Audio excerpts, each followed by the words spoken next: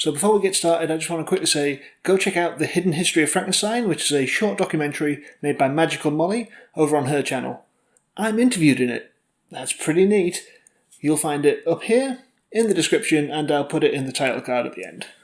So, I just watched The Phantom of the Paradise, and to talk about this movie, I think we're going to need some aesthetic.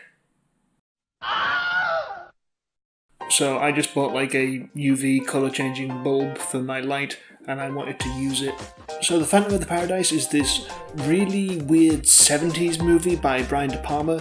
It's, as you might expect, a take on Phantom of the Opera, with a very similar basic plot. But it also lifts elements from Faust, and a little bit from The Picture of Dorian Gray, which is interesting. The main appeal of it is that it's got this very rock opera feel to it.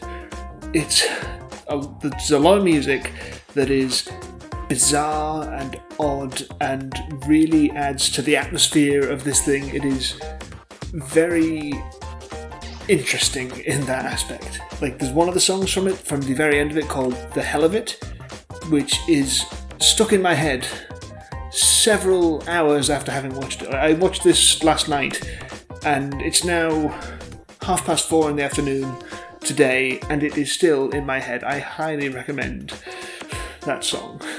Like, if nothing else of this movie, look up that song, The Hell of It. It's absolutely fantastic. All the music for this movie was written by Paul Williams, who also acts in the movie playing the villainous Swan, and he is so good in this movie. I mean, his songs are great. Like, he did such great work on those. Paul Williams had so much range that, as well as writing this weird Brian De Palma rock opera, he also wrote the songs for the Muppet movie. If that isn't range, I don't know what is. While playing Swan, he is clearly having all the fun in the world, because he's this very villainous type. He's this Mephistopheles who makes the Faustian deal with people, and you learn later on that he himself has made a deal with the devil, and that's where the Dorian Gray stuff comes in. He has made this deal with the devil to be young forever, and there's a film of himself that he has to watch every day, or he will no longer be young forever, and if that film gets destroyed, then he will age. So that's where the Dorian Gray stuff comes in. But that doesn't come in until like right at the very end, and it almost kind of feels like we need a way to end this. There's no other way this character could be beaten, so quick.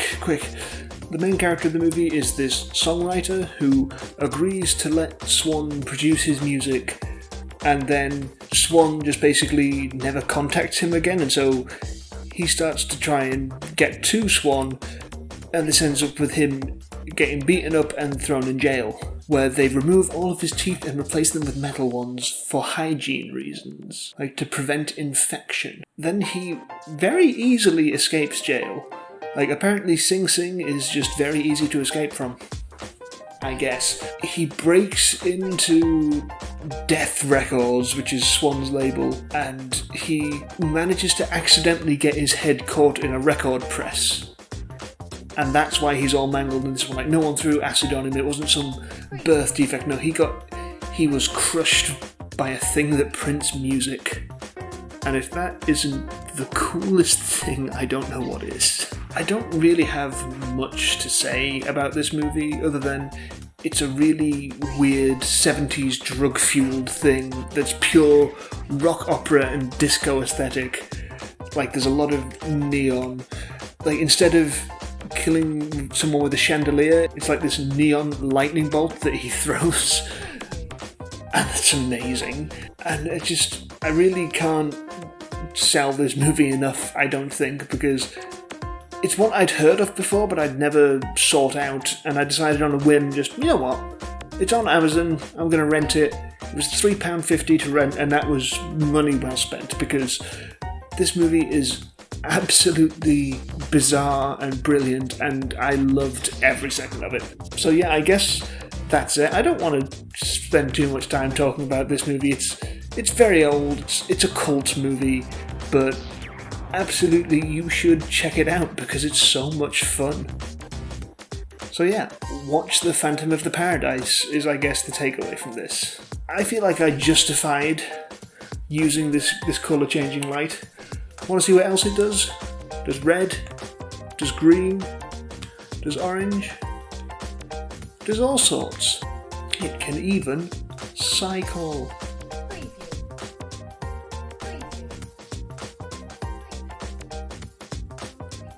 So thank you so much for watching this video. Let me know what you thought of it in a comment below. Click like, click up here to subscribe. Up there is going to be my new video about Doctor Who, and then down there will be the hidden history of Frankenstein, like I mentioned at the start.